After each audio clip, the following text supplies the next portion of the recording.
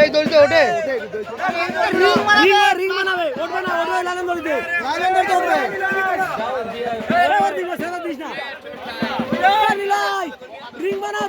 ring বানাও double ring বানাও